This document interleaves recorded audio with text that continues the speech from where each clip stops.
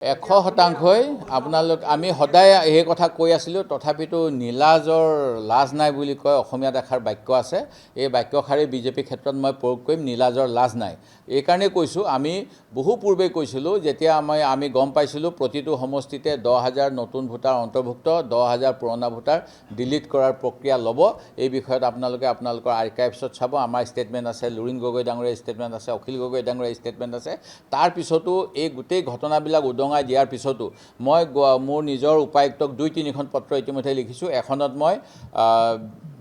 আঞ্চলিক member AP member ward মেম্বাৰৰ কথা লিখিছোঁ তাৰপিছত যোৱাকালি গম পাইছোঁ টাউন কমিটিৰ চেয়াৰমেন